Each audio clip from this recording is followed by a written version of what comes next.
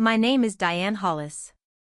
I was 55 years old, married for 28 years, and sitting at my desk in the accounting office of a heating supply company when my husband sent me a photograph of himself kissing my younger sister beside a turquoise hotel pool in Cancun.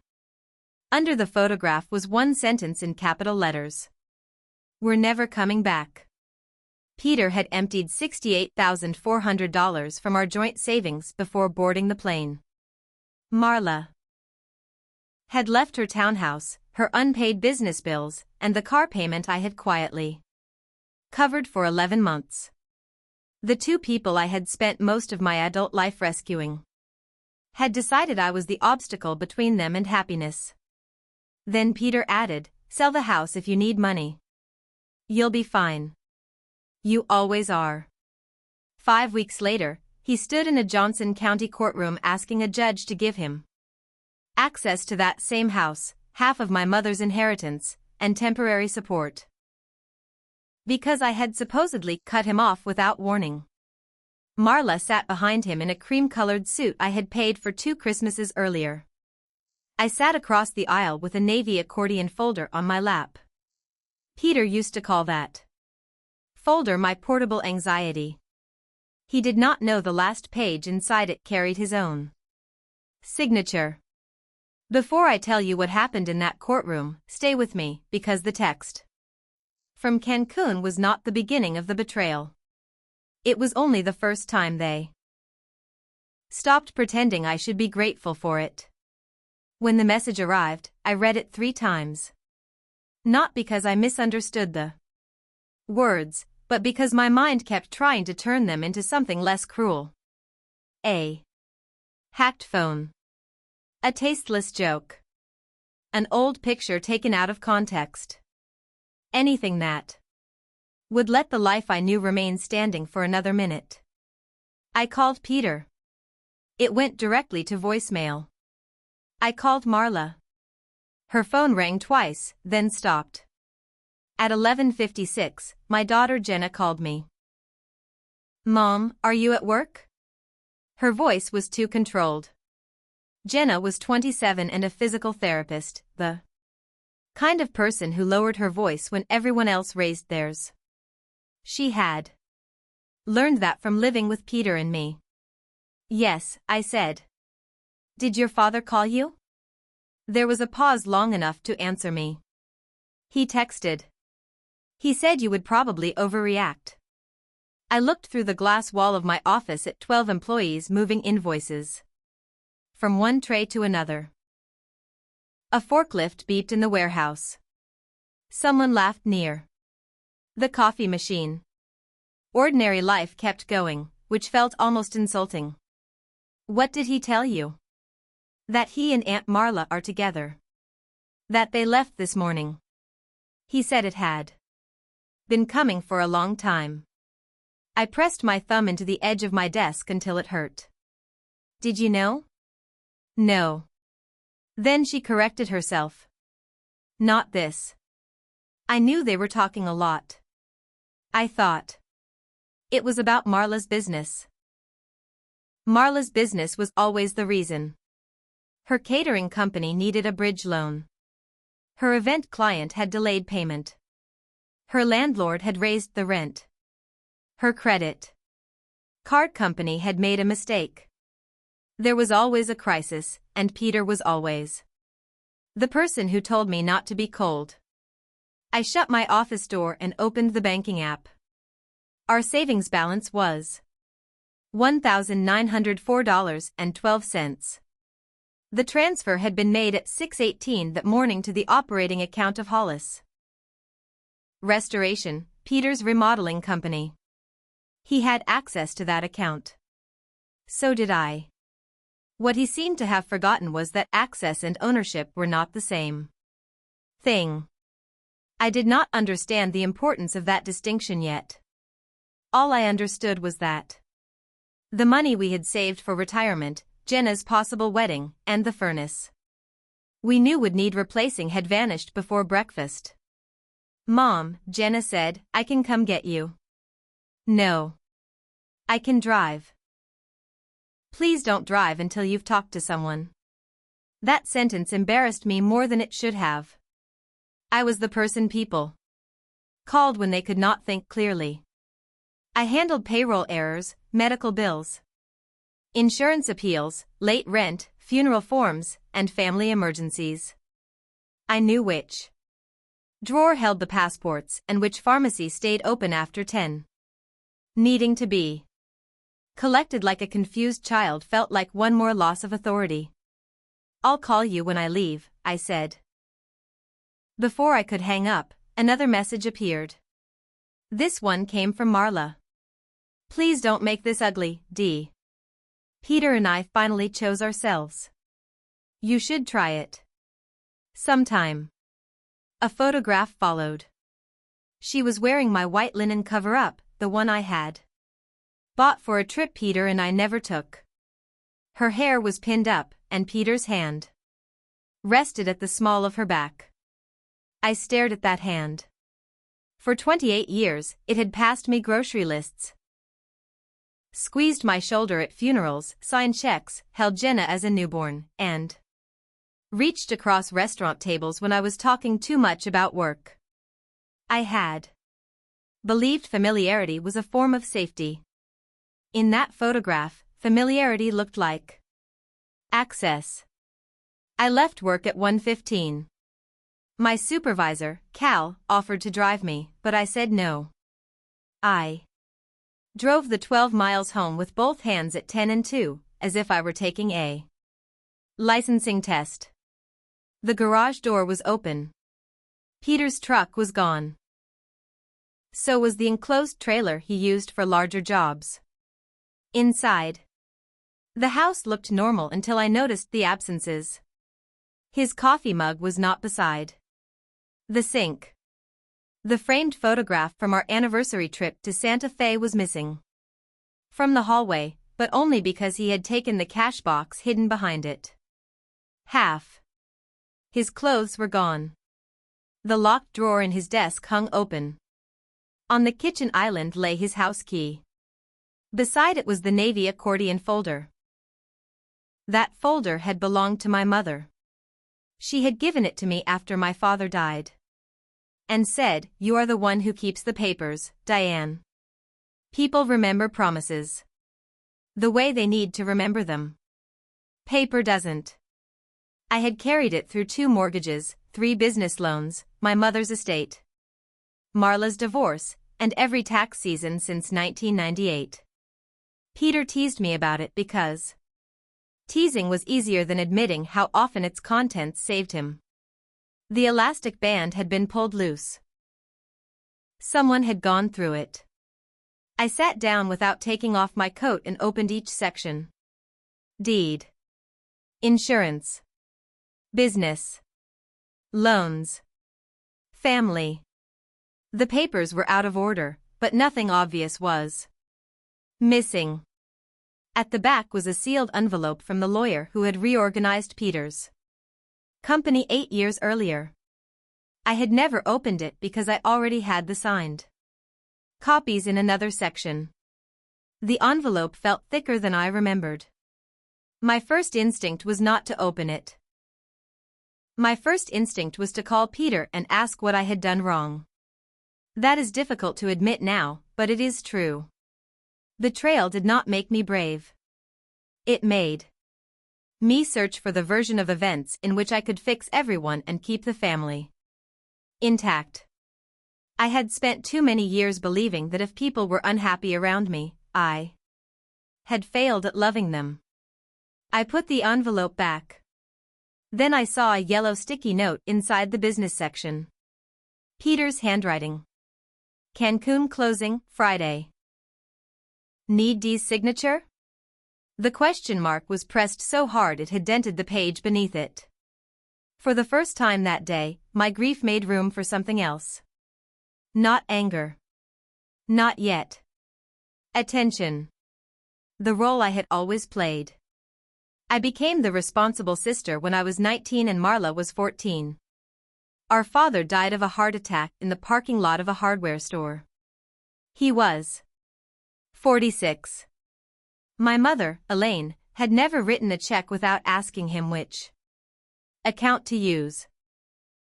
For the first month after the funeral, unopened envelopes gathered in a fruit bowl because she could not bear to look at his name.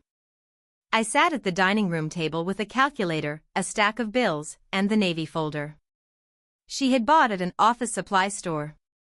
I called the insurance company. I found the pension paperwork. I arranged a payment plan for the hospital balance. When the furnace failed that winter, I negotiated with the repair company while my mother cried in the laundry room. Marla did what 14-year-olds often do when the world becomes frightening. She became louder, funnier, and harder to hold accountable. She skipped classes. She borrowed my clothes without asking. She brought home friends my mother did not like and said our house was too depressing to be in alone. Whenever my mother tried to discipline her, Marla would say, "Dad would've understood." That sentence ended most arguments. I left community college for a year and worked full-time at a payroll processing office. I told myself it was temporary. By the time I returned to finish my accounting degree, at night, the shape of our family had settled. My mother worried. Marla acted. I repaired. Peter entered my life when I was 26. He was 30, broad-shouldered, quick with a story, and able to make a room feel easier simply by walking into it. He installed cabinets for a local builder and loved work that produced something visible. By the end of the day, on our third date, my car would not start outside a diner. Peter rolled up his sleeves, cleaned the battery terminals with a packet of baking soda he borrowed from the kitchen, and had the engine running in 15 minutes. "You solve things too," I told him. He smiled. "Then maybe we can take turns." For a while, we did. Peter never minded that my mother called during dinner. He helped Marla move into her first apartment. He repaired my mother's porch for the cost of materials. When Jenna was born, he slept in a chair beside my hospital bed and woke every time she made a sound. The problem was not that Peter had always been selfish. That would have been easier. The problem was that he could be generous in ways that were immediate and visible, then resent the quiet obligations that followed. When he started Hollis Restoration, I used $42,000 from the money my father had left me to buy a truck, tools, insurance, and a used enclosed trailer. Peter said he would repay me in 2 years. I did not ask him to sign a loan agreement. "We're married," he said. "I'm not going anywhere." He did repay some of it. Then a client delayed a final payment. Then we needed to hire another carpenter. Then Jenna started college. The original debt dissolved into our marriage the way sugar disappears into coffee. You know it is there, but you stop seeing its shape. I handled the business books at night. Peter brought home receipts in his pockets and dropped them beside the toaster. I entered expenses, filed quarterly taxes, chased late invoices, and explained cash flow. When a job went well, Peter said, "We make a good team." When money was tight, he said, "You make everything feel like a board meeting." Marla admired him because he made help feel warm. My help came with questions. She married at 29, divorced at 37, and came out of the marriage with $31,000 in credit card debt, a 12-year-old car, and a daughter named Paige, who had learned to pack a suitcase quietly. Marla cried in my guest room and said, "I have nothing." I helped her create a budget.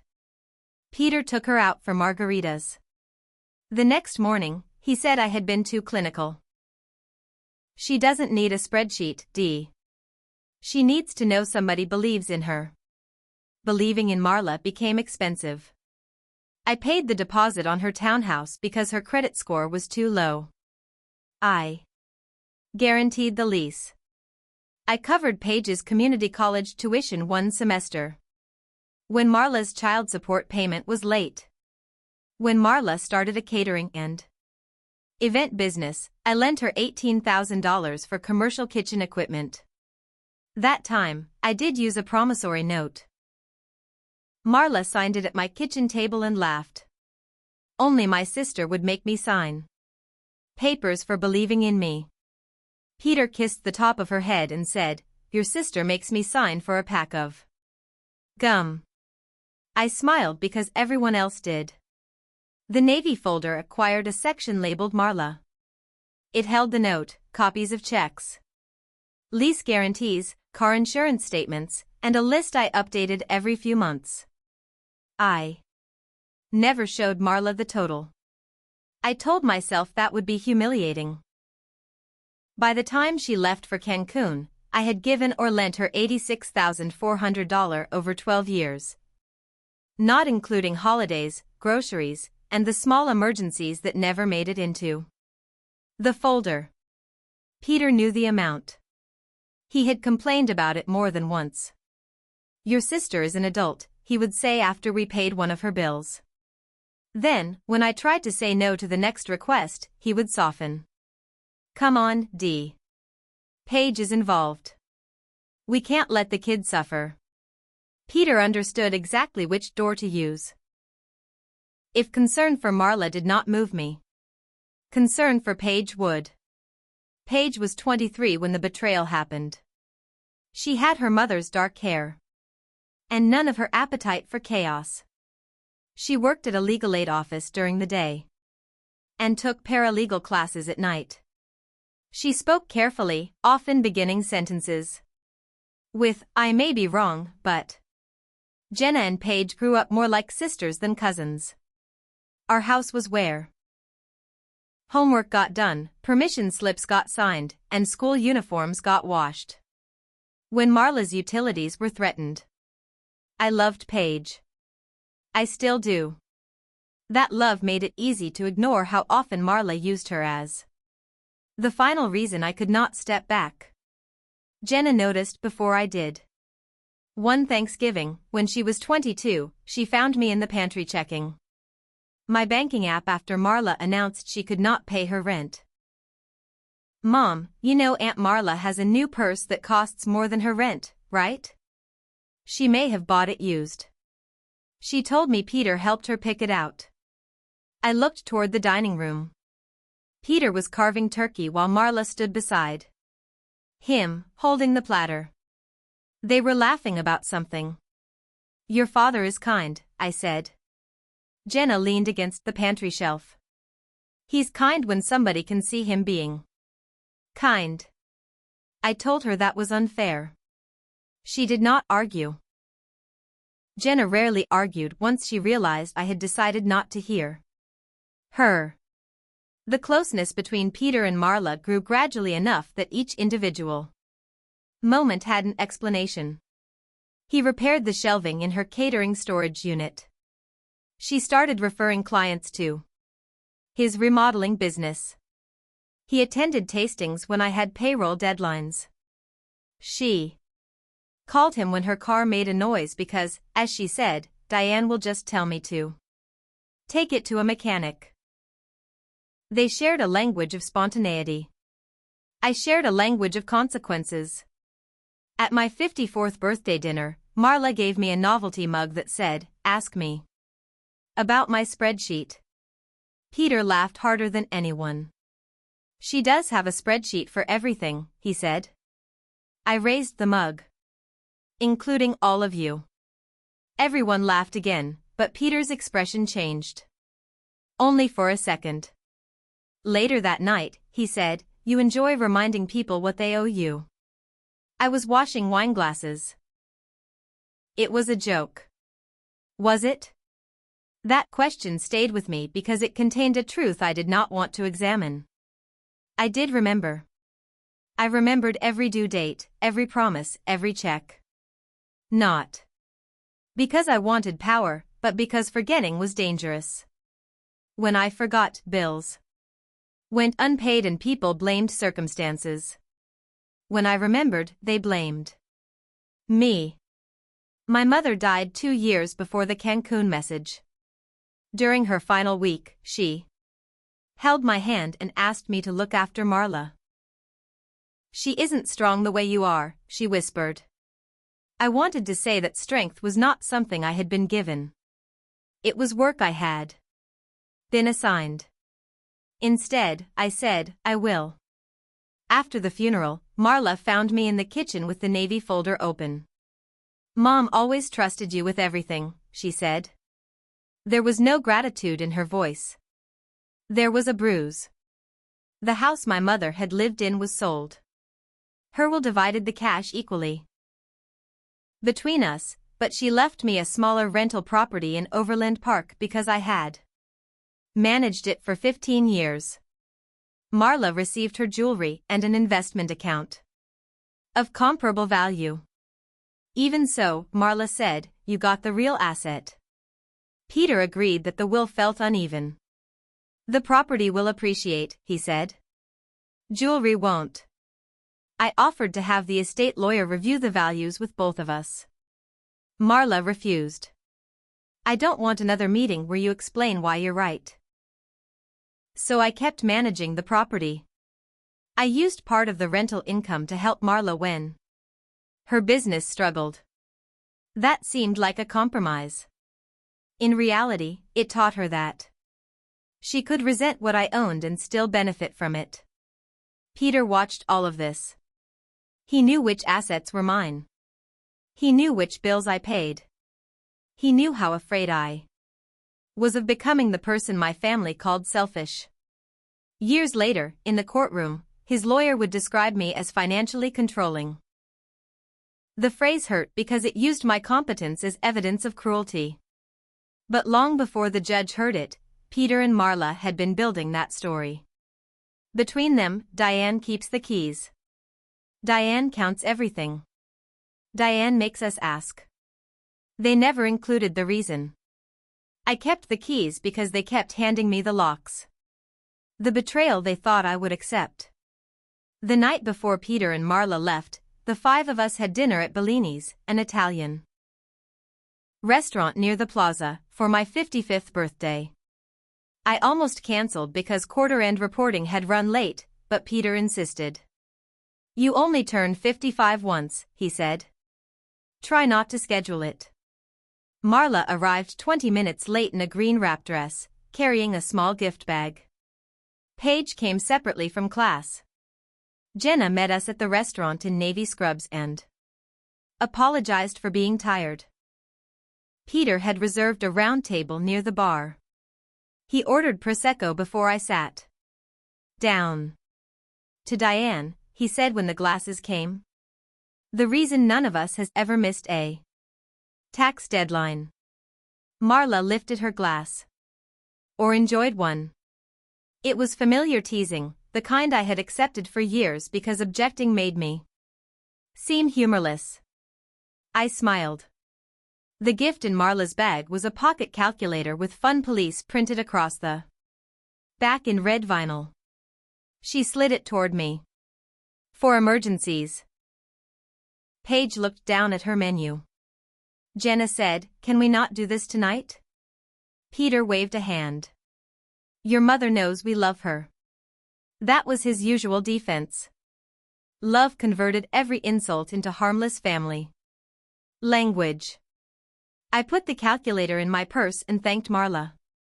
During dinner, Peter and Marla spoke about a resort renovation project in Cancun.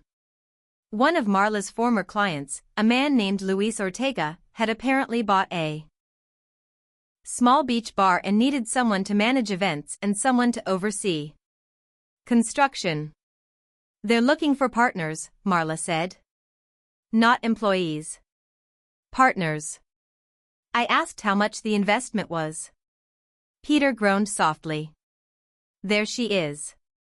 I was just asking." Marla took a sip of wine. "Some opportunities disappear if you interrogate them to death." Paige said, "Mom, have you seen financial statements?" Marla turned to her daughter. "Don't let your aunt make you afraid of every risk." The conversation shifted, but I noticed Peter and Marla exchange a look. Not romantic. Not obviously. It was the look of two people sharing information that excluded the rest of the table. When the bill came, Peter reached for it. Marla laughed. "Careful.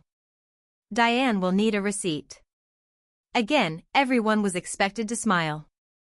In the parking lot, Jenna hugged me longer than usual. "Are you okay?" she asked. "I'm fine." That wasn't what I asked. I glanced over her shoulder. Peter was helping Marla into his truck because she said her rideshare driver had cancelled. Paige stood beside her own car, watching them. "Your father is taking her home," I said. I heard. I wanted Jenna to tell me I was imagining things. Instead, she said, "Call me tomorrow." Peter returned after midnight. I was awake in bed, reading without turning pages. Did Marla get home all right? She wanted to talk. About Cancun? He removed his watch and placed it on the dresser. About her life. She feels trapped. By what? Debt. Expectations. You. The last word was quiet. I sat up. Me? She thinks every time you help her, you make her feel smaller.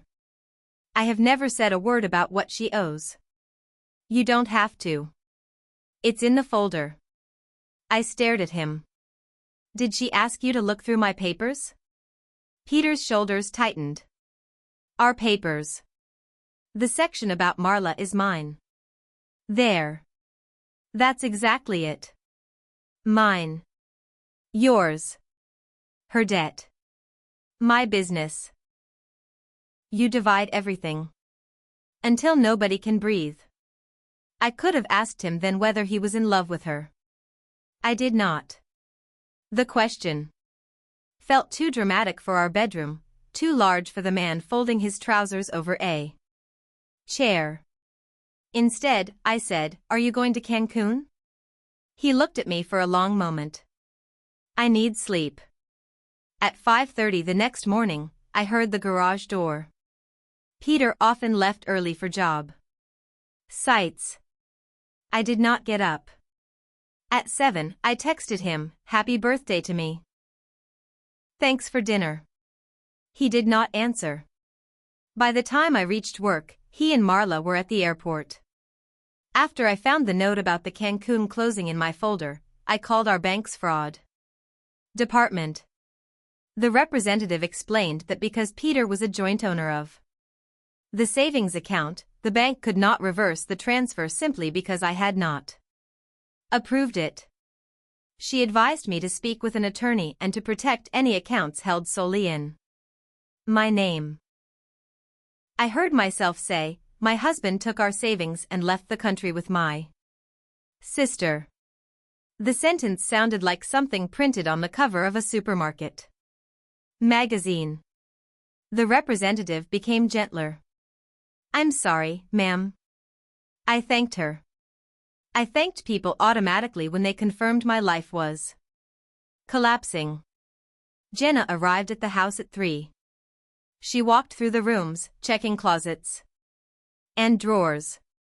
In Peter's office, she found a folder of printed property listings in Quintana Roo and a receipt for 2 one-way airline tickets purchased 3 weeks earlier.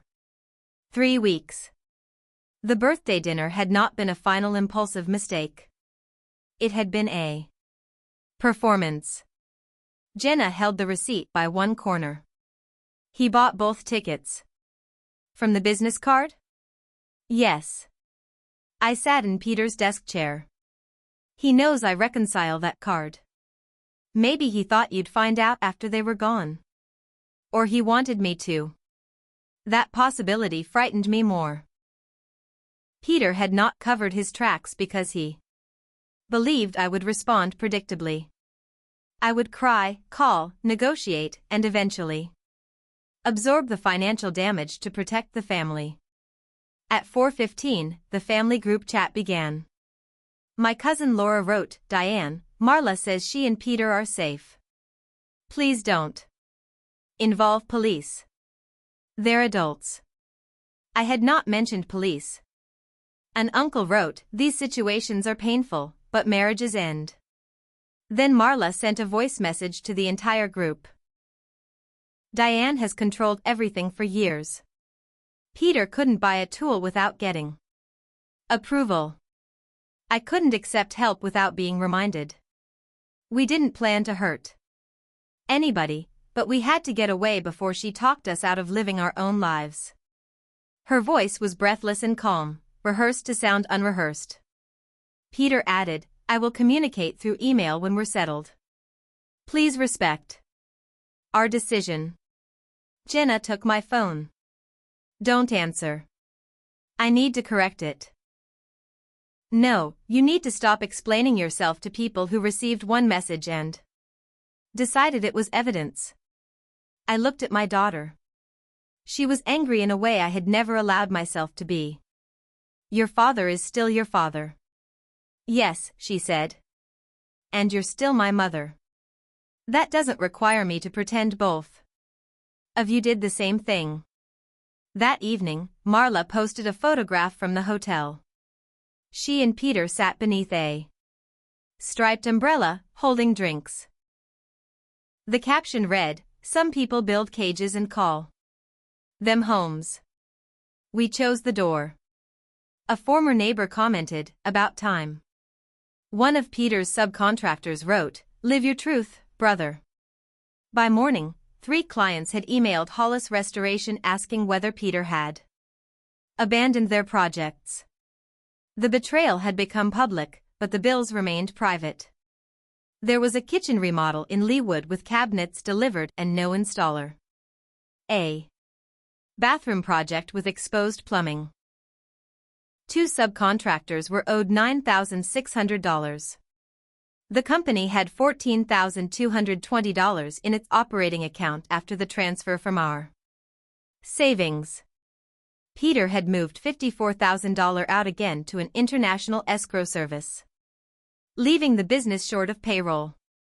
I called Cal and told him I needed personal leave. Then I called every client. I did not lie. I said Peter was unavailable and the company was reviewing schedules. I asked for 48 hours. At noon, an email arrived from Peter. Subject: Practical matters. Diane, we need you to keep the company stable for a few weeks. The Cancun opportunity could create income for everyone. Do not freeze cards or contact clients in a way that damages the business. Pay the subcontractors from the rental account, if necessary. Marla also needs her townhouse and car covered until we arrange things. We will discuss a fair split later. I read it twice. He had taken our savings, left with my sister, and assigned me homework. I typed a reply, deleted it, typed another, and deleted that too. Finally, I wrote, confirm the location of the company truck, trailer, tools, and the $54,000 transfer. Do not make further withdrawals. Peter answered within 3 minutes. Stop treating me like an employee. That was the first moment I recognized the shape of their plan. They did not think I would accept the affair. They thought I would accept the work. The details that didn't make sense. The next morning, I spread every relevant statement across the dining room table and opened the Navy folder. Numbers do not tell you why people betray you, but they are useful when people begin changing the story. The $68,400 transfer from our joint savings had gone to Hollis Restoration at 6:18 a.m. At 7:03, Peter transferred $54,000 to Sol Mar Hospitality Holdings through an international escrow company in Miami. At 7:19, He used the business debit card to pay $6,870 for 6 weeks at a furnished condominium in Cancun. The airline tickets, resort meals, and car service added another $3,144. By 8 o'clock, before I had reached work, Peter had committed nearly every available dollar to a venture I had never seen. Hollis Restoration was not simply Peter's company. 8 years earlier, one of his crews had damaged a water line during a renovation. The client's insurer threatened a claim larger than our coverage. Our lawyer advised us to restructure the business, separate personal assets, and create a formal operating agreement. Peter hated meetings, so I handled most of it. We converted the sole proprietorship into Hollis Restoration LLC. Because my inheritance had funded the startup and I had continued making capital contributions, the ownership was recorded as 62% mine and 38% Peter's. Peter agreed at the time. "You do the books anyway," he said. "I don't care what the paper says as long as I run the jobs." The operating agreement required approval from both members for transfers over $10,000, loans, new ventures, or transactions outside the ordinary course of business. Peter had signed each page. I found the agreement in the business section of the folder. Page 11 listed the restrictions. Page 12 contained our signatures. Behind it was a schedule of capital contributions. But the note I had found on the kitchen island asked, "Need Dee's signature?" Why ask if he already knew the answer? I called the escrow company. The representative would not discuss the recipient account, but she confirmed that the transfer was pending review because the receiving entity had not completed all compliance documents. "Can it be recalled?" I asked. "That depends on the sending bank and the authorized account holders." I called our bank again, this time as the majority member and designated financial manager of the LLC. I sent the operating agreement, requested a hold on non-routine international transfers, and asked them to preserve records. The bank did not instantly return the money. Real institutions do not solve betrayals. During one phone call, they opened a review, restricted additional outgoing wires, and told me to obtain legal advice. That was enough to change the timeline. At 11, Peter called. "Diane, what did you do?" It was the first time I had heard his voice since the birthday dinner. "Where are the truck and trailer?" "Safe." "Where?" "At the airport storage lot." "The company is missing payroll money. The transfer is an investment. It was not authorized." He exhaled sharply. "You are proving exactly why I had to leave." "Because I asked where $54,000 went?" "Because you think a signature is more important than a marriage." I looked at the Navy folder. "You signed an agreement." "I signed whatever you put in front of me." Our lawyer explained it to both of us. "Your lawyer." "Peter, come home. Return the money. We can discuss separation with attorneys and finish the client jobs responsibly." There was a pause. I could hear music in the background and the soft clink of dishes. "I'm not coming back to be managed." "Then send the truck keys to the office and authorize the bank to reverse the transfer." "No." "Why?" "Because for once I am choosing something before you reduce it to a risk assessment." He ended the call. A minute later, Marla texted. "You had no right to interfere. This is our future." I wrote, "Did you invest money?" She replied, "I invested my life." That was Marla's way of speaking when a precise answer would expose her. I checked the records for her catering company, Marla Keen Events. I had helped set up the accounting software and still had authorized access because I was the Guarantor on the kitchen lease. For 6 months, revenue had declined. 2 corporate clients had not renewed. The business owed $22,700 in sales tax, equipment payments, and vendor invoices. Yet Marla had paid $4,800 to a travel consultant and $2,500 to Sol Mar Hospitality. 2 months earlier, the Cancun plan had begun before Peter claimed their relationship did. At 3, Paige came to the house. She stood on the porch holding a canvas tote and looking exhausted. "Can I come in?" I hugged her. She remained stiff for a second, then held on. In the kitchen, she saw the papers across the table. "I may be wrong," she said, using her usual careful opening, "but I think Mom took something from your folder." My eyes went to the empty chair where Peter usually sat. "What?" "I don't know. She asked me in April whether a spouse automatically owns half a house. I told her it depends. Then she asked whether a signed agreement counts if someone says they didn't understand it. Why didn't you tell me?" Paige stared at her hands. "Because she said she and Peter were looking at a business deal and you were making it difficult. She said if I talked to you, I'd ruin the only chance she had to get out of debt." The old reflex rose immediately. Protect Paige from guilt. "This is not your fault. I know that legally." She gave a small, humorless laugh. "Emotionally is taking longer." She reached into her tote and removed a printed email. "Mom left her laptop open last week. I saw your name." The email was from Peter to Marla, dated 6 weeks earlier. "Once we are there, Diane will calm down. She won't risk the company or embarrass Jenna.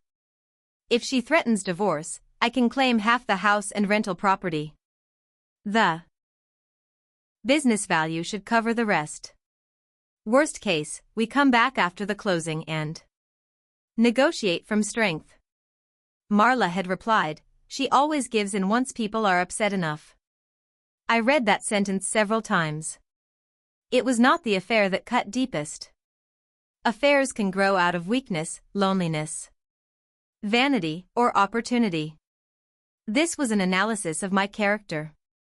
My husband and sister had studied the way I loved people and turned it into a financial strategy. "There's more," Paige said. She showed me a second email. Marla had written that the Cancun seller wanted proof of funds by Friday. Peter answered, "I can move the savings. Diane won't lock anything because she'll be afraid it looks hostile." I looked at the bank review notice on my screen. They had expected my restraint to protect them. Paige began to cry. "I didn't know they were together. I swear. Mom told me Peter was helping with the investment." "I believe you. She told me not to call you today." "Why today?" Paige looked toward the hallway, as though Marla might be listening. "Because Peter is filing something." At 4:12, a process server knocked on my door. The petition was for legal separation, temporary access to marital assets, and an order preventing me from unilaterally controlling business operations. Peter's affidavit stated that I had used money to dominate him for years and that he had traveled to Mexico temporarily to explore employment after the marriage became intolerable. There was no mention of Marla. No mention of the kiss. No mention of the message saying they were never coming back. The hearing was set for 5 weeks later. I called the attorney whose name Cal had given me. Leah Morgan answered her own phone. After I summarized the situation, she said, "Do not send another emotional message. Preserve everything. Change passwords on accounts held solely in your name. Do not destroy or hide marital property. Do not drain accounts. Do not post online. Bring me The company documents, the deed, tax returns, and every written communication. I have them. All of them? I looked at the folder. I believe so. That evening, after Paige left, I returned to the sealed envelope at the back. The flap had been loosened, then pressed shut. I opened it carefully. Inside were duplicate copies of the restructuring documents, a letter from the lawyer, and one additional page I did not remember receiving. Across the top were the words, marital property acknowledgement and waiver. Peter's signature was at the bottom. The page referred to an attached legal description and a separate property schedule. The attachment was missing. For the first time, the Navy folder did not feel like protection. It felt like a question. The truth I could no longer ignore. Leah's office occupied the second floor of a converted brick house in downtown Overland Park. She was 46, wore plain black flats, and listened without interrupting except to ask for dates. When I finished, she placed Peter's petition beside the Navy folder. He is not asking the court to approve the affair, she said.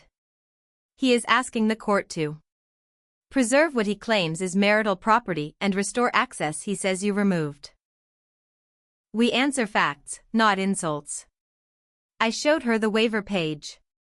Without the attachment, this may help, but it is incomplete, she said. Do you remember where it was signed? At Martin Hale's office. He restructured the company. Leah nodded. We will request the file. I asked whether Peter could take half the house. The house had been purchased with proceeds from my mother's rental property and an inheritance account kept in my name. Peter and I had lived there for 9 years. But the deed named only me. Separate title matters, Leah said. So does the source of funds. But marriage creates claims that depend on the facts. I will not promise you a dramatic surprise in court. That honesty steadied me more than reassurance would have. Over the next week, smaller truths arrived. Jenna found 6 months of phone records showing Peter and Marla spoke almost every night after I went to bed. Paige remembered her mother buying a second phone in February. A subcontractor told me Peter had declined 2 profitable jobs because he expected to be out of the country by summer. Peter emailed Jenna twice. In the first message, he said he had fallen in love unexpectedly. In the second, he asked her to persuade me not to weaponize paperwork. Jenna replied, "You took money, left active clients, and filed against Mom. Paperwork is where you put those choices." He did not answer her. I still wanted a resolution that did not destroy what remained of the family. Through Leah, I made a written offer. Peter could authorize the recall of the international transfer, return the company truck and trailer, and complete an accounting of the missing funds. I would agree to private mediation, allow supervised access to retrieve personal belongings, and preserve his legitimate share of the business pending valuation.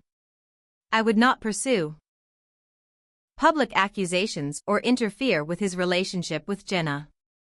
Marla could arrange a repayment plan on her signed loan, collect her remaining property from the townhouse, and communicate with me only through counsel for 90 days.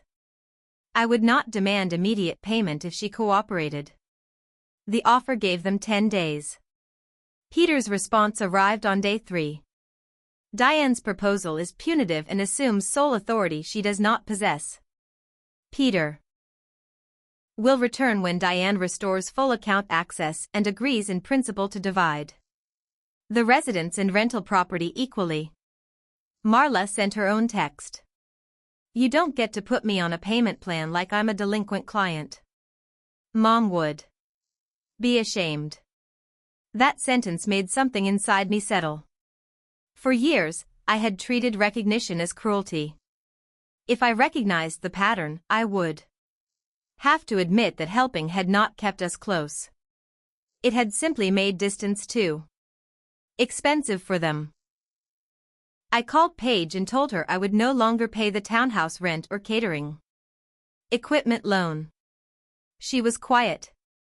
I understand, she said. I don't want you displaced. I'm staying with a friend. Mom left me a note saying the townhouse was my problem. Now, even after fleeing with my husband, Marla had found a way to leave her daughter holding a bill. The truth I could no longer ignore was not merely that Peter and Marla had betrayed me. It was that they had expected the people who loved them to absorb every consequence. The line I finally drew. I did not empty accounts or hide property. I followed Leah's instructions carefully. The bank kept the international transfer under review. I notified the remaining Hollis restoration clients that Peter was unavailable and offered either revised schedules or refunds from legitimate company funds. 2 clients stayed. 1 left. I paid the subcontractors because they had done the work. With the operating agreement and a temporary internal resolution prepared by counsel, I removed Peter's authority to initiate large transfers until the court could review the dispute. His ordinary personal card remained open with a modest limit. But the business card stopped financing hotel dinners. The change produced an immediate response. Peter called from a Mexican number. You stranded us. You have access to your personal checking account. That won't cover the condo. The company is not paying for the condo. He lowered his voice. Marla sold equipment to put money into this. We are committed. She sold equipment securing a loan I guaranteed. Listen to yourself. I am. That was new. 3 days before the deadline, the escrow company returned $54,000 to the LLC. Because the receiving business had not completed its documentation and the disputed authorization could not be resolved. The money did not become mine. It remained company property, protected while the case continued. Peter told relatives I had sabotaged his future. Marla posted, some people would rather own an empty house than share a full life. I did not respond. Martin Hales, retired office manager, called Leah on the 9th day. The firm's archived file had been stored off-site, but they found the index. It listed the missing attachment as Schedule B. Hollis residence and inherited assets. The original could take another week to retrieve. Our deadline expired. Peter rejected mediation. The next morning, his lawyer filed an emergency request for access to the house, restoration of unrestricted business authority, and $6,000 per month in temporary support. The affidavit said Peter had returned to Kansas and was living in a hotel because I had locked him out. He had returned without telling Jenna. Marla was with him. The night before the hearing, I sat alone at the dining table. The Navy folder looked swollen from years of paper. I thought of my mother telling me to keep it because paper remembered. For most of my life, the folder had represented duty.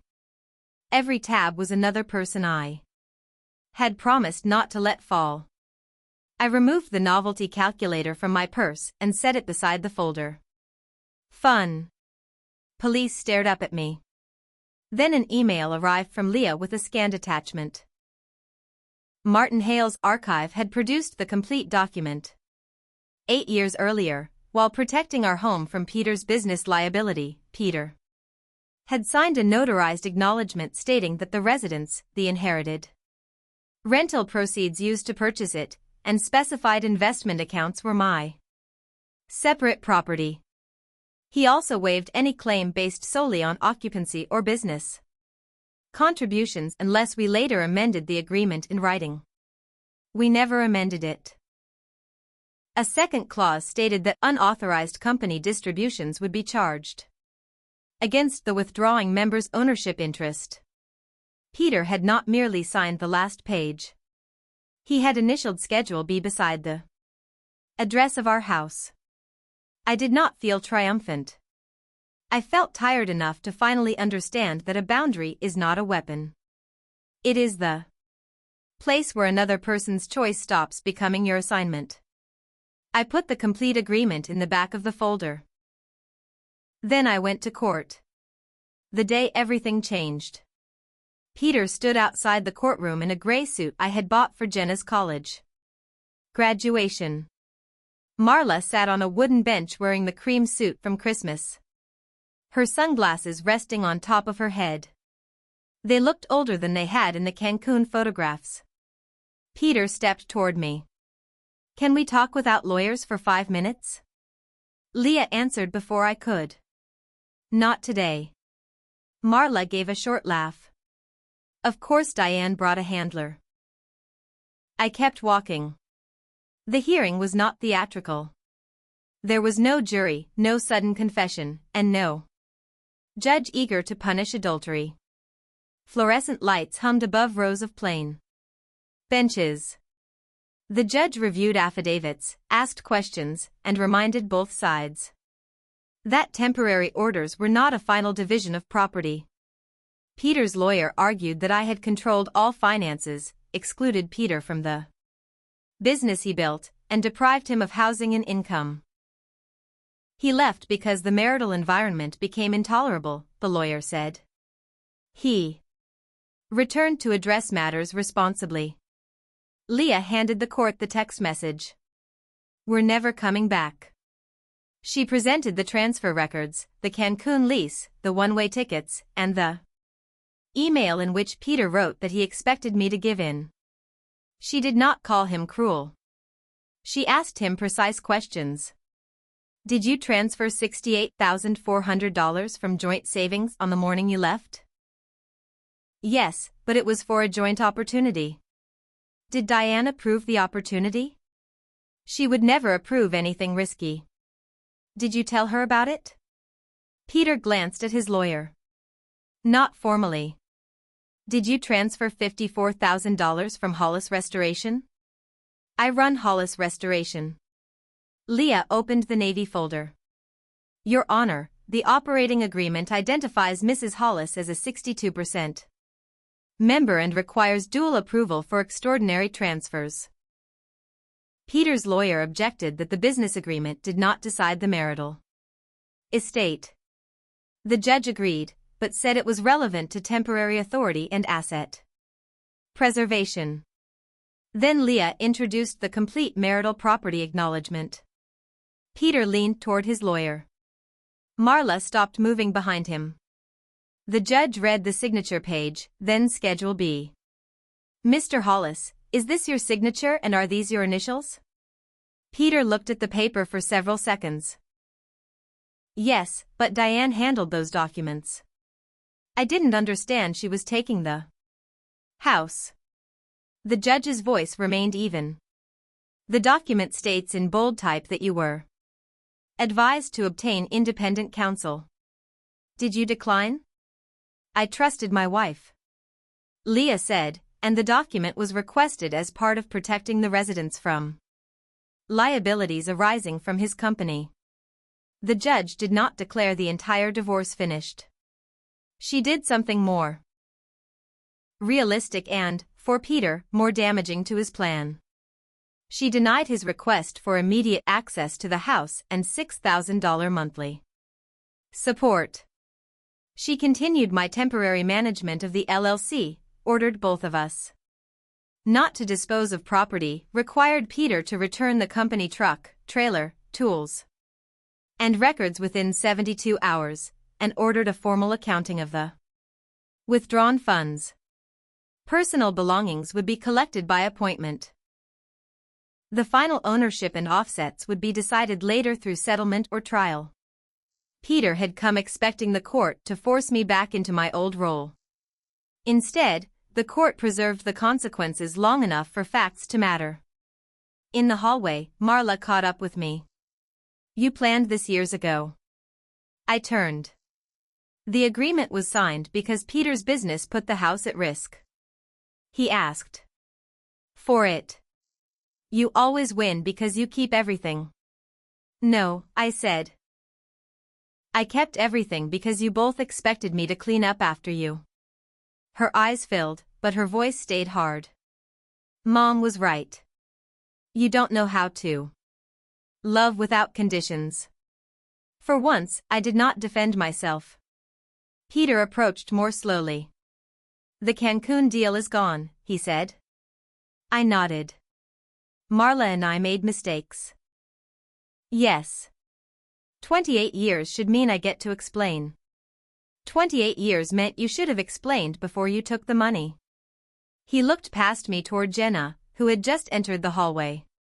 She did not hug him. Peter returned the truck the next day. The trailer came back with 2 tools missing. And sand ground into the floor. I photographed it, added the report to the folder, and closed the elastic band. For the first time, the folder did not feel heavy. It felt finished with carrying their version of events. What remained afterward? The divorce took 7 months. The business was valued, the missing expenditures were traced, and Peter's 38% interest was reduced by the unauthorized distribution, personal travel charges, and the cost of unfinished jobs. I bought out the remainder of his share using a loan against the company, then sold the operating assets to 2 longtime employees who wanted to continue under a new name. I kept the house. Peter received a fair portion of the remaining marital savings and his retirement account. He did not leave penniless. He left without the fortune he had assumed my work would produce for him. The Cancun relationship lasted 4 months after the hearing. Without company money, Peter and Marla moved into a weekly rate hotel near the airport. The beach bar opportunity disappeared. Marla blamed Peter for promising assets he did not control. Peter blamed Marla for pushing him to leave before the deal was secure. Paige helped her mother move into a small apartment but refused to guarantee the lease. I learned that from you, she told me. Marla and I did not reconcile. She sent one email offering to put the past behind us if I forgave the $86,400 note. I offered the same reduced repayment plan as before. She called it proof that I valued money over family. She has made 3 payments. Peter sees Jenna occasionally. Their relationship is polite and damaged. She told him. Forgiveness would require honesty, not nostalgia. He has not yet learned the difference. As for me, relief did not arrive like joy. It arrived in ordinary moments. The first Saturday I realized I had no crisis to solve, I stood in the kitchen for several minutes without knowing what to do. I missed Peter's coffee mug beside the sink. I missed the version of Marla who used to climb into my bed after our father died. I even missed being necessary. That was the most difficult part. When people depend on you for years, freedom can feel like abandonment from the other side. 6 months after the divorce, I opened the Navy folder at the dining table. I removed expired guarantees, old copies of Marla's bills, and Peter's handwritten note about the Cancun closing. I kept the court orders, the final settlement, my mother's deed, and the complete agreement. Then I placed one photograph in the front pocket. It showed Jenna, Paige, and me at a small lake cabin the previous fall. We were holding chipped coffee cups, hair uncombed, nobody asking me to pay for anything. The folder no longer meant I had to remember every promise other people broke. It meant I could remember my own. I had promised my mother I would look after Marla. For years, I thought that required protecting her from every consequence.